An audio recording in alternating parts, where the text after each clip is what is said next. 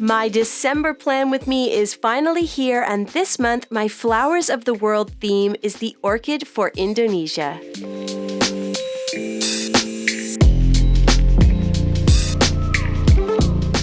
Hey friends, welcome back. My name is Shayda Campbell, and on this channel we make art and it's fun, not scary. This is the final plan with me for the year of 2022. There will be more videos this year, but they will have to do with next year, 2023. We'll do the yearly setup. That's coming out in mid-December, and then my January setup, of course.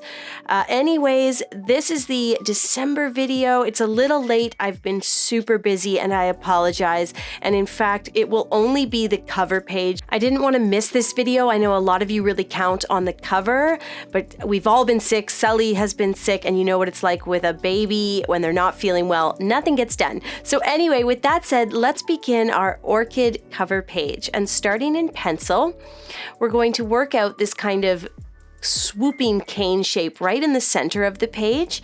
And then we just put these little buds right on the end. Just do 3 or 4. Then we begin the guide for the orchid. So you're going to place 3 or 4 circles or ovals along that curve, and that's where the flowers will sit. And then you can always fix up the shape of the buds a little. We'll place some large wide leaves that come to a rounded point down here at the bottom, and then finally make a little flower pot shape, but don't make it too large. The orchid flower is going to be big and tall compared to its tiny little pot down here at the bottom. So I kind of went over mine twice or 3 times. You know, I work the guide out and get it right before I begin my sketch. Once you are happy with the placement of your orchid and the guide, we're going to add the flower shape to these circles. And I start with the 2 large petals. It's almost like you're drawing butterfly wings. Then you put 2 smaller ones right below and one sort of sitting in behind. And that's just like a nice, simple way to approach the orchid flower.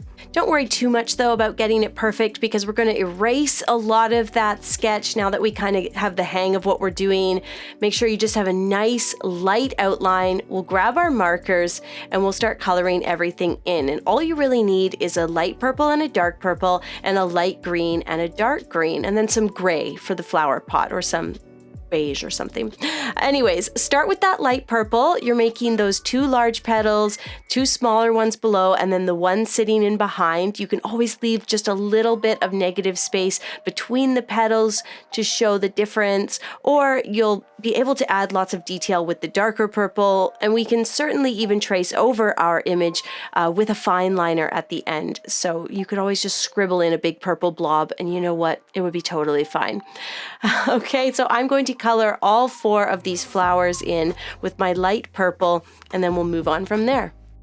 Next up, I'm going to take my darker purple. This is kind of like a magenta color, and it is an aqua marker or water-based marker from Spectrum Noir. You can purchase these on Amazon. I really like them because they have this super fine bullet point at one end and then this big, like luscious brush pen marker at the other, and you'll see me use both brush tips for these orchids. But right now I'm just taking the really fine point and doing some little lines, like a little bit of shading, and I think that really helps these flowers to look like orchids, doing the thin lines, maybe even a little dotting or stippling. You can outline the petals, just do whatever you think looks nice. These don't have to be perfect. We've already got this orchid shape with the curving stem and the big wide leaves at the bottom, so you don't have to get every detail right. With those 4 flowers colored in, we're going to take a nice warm green. I'm using a koi brush pen. So for my marker collection, I have koi brush pens, 1 set. I have the Aqua Spectrum Noir. I have a couple packages of Tombow brush pens, and then I have a number of Faber-Castell markers, which are like an India ink. Now, those are all linked in the video description below. If you're in the US and you follow me on Instagram at Shayda Campbell, I also have an Amazon storefront with all my favorite supplies. It's really easy to shop. So follow me at Shayda Campbell on Insta and check out that Amazon storefront. You'll just find it using the link in my Instagram bio. It's a good way to find exactly the supplies that I'm using.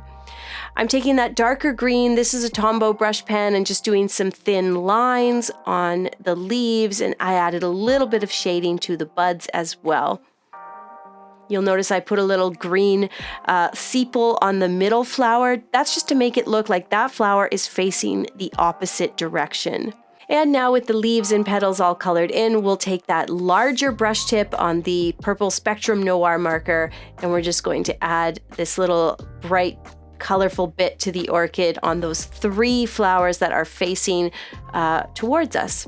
And you could just make some random marks and it looks really good, and that's when it really starts to look like an orchid. You can add a little more shading or some thin lines if you feel like your flower needs it. And then what I'm going to do is go back to my light purple, and while that darker purple is still kind of wet, I'm going to blend the two a little bit. So I did some more line shading, I did the large sort of magenta bit at the center there, and now I'm blending everything together. And that just gives the flower a really nice natural coloring, the look of a natural coloring. You can take a little dark yellow and just put a little dot near the center, a dot or two, and that's pretty much it. The only thing that we need to do now is color in that flower pot. You could put a pattern, you could just outline it with a black pen, it could be a white pot. I'm going to put just like a little bit of shading using a warm gray marker. This is the 02 Warm Gray from Faber-Castell, and that's all it really needs, I think. Let's clean it up and cut it out. I didn't do all Dutch door covers this year. That's when the cover page is cut out partially.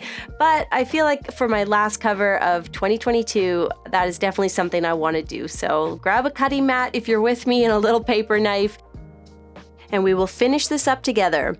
Part of the reason that this video is so short as well is not just that we've all been sick forever, but Chris and I have also been working really hard to finish our second watercolor e-course.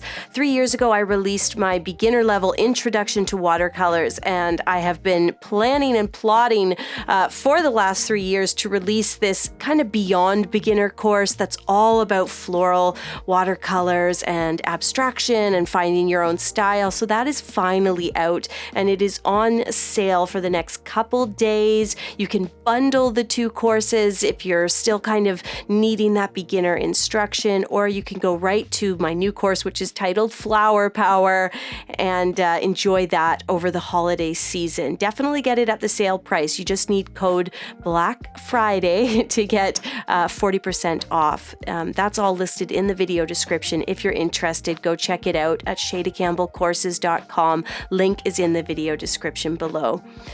I'm just adding my little calendar here on the right. That's what's so nice about a Dutch door, is you can kind of have the calendar sitting on the page below. This is a simple, but I think very pretty cover. A beautiful classic orchid for Indonesia. The final theme in my Flowers of the World 2022 planner.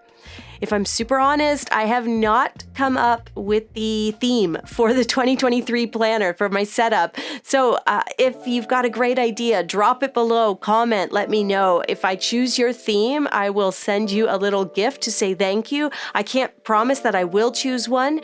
I have some ideas floating around, but I would love to know what you would like to see, of course.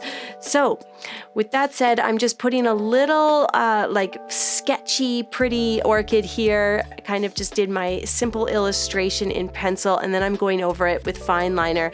I always put my goals and affirmations for the month on the page below the cover, and unfortunately that's where I'm going to leave it for December. I'm not doing a weekly setup or like a tracker or calendar page or anything like that. However, if you need ideas, I have, I think, 4 years of Bujo videos at this point, so go check out the bullet journal setups playlist. I'll link that in the video description as well. Check out some of the other December setups, or frankly any of them, and all of them include weekly layouts and other goodies. So if you're in need of some inspiration, you'll find tons on my channel. I'm almost at 1 million subscribers, so go ahead and hit that subscribe button if you haven't already. It really means the world to me when you subscribe.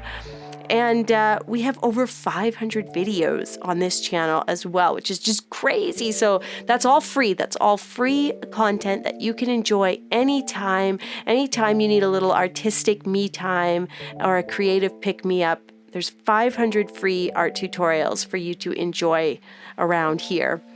Okay, that's it for my December orchid cover page with a pretty Dutch door and my little goals and affirmations area sitting below. I'll just use this area over on the left to write the orchid for Indonesia, and that's it. Thank you so much for watching and for being here. Check the links in the video description if you want to head to my Amazon storefront, go to Instagram. I'm going to link the watercolor e-course, the bullet journal setups playlist, and definitely comment below with your ideas for our 2023 yearly bullet journal setup. Thanks again for watching. I'll see you Friday with a new tutorial.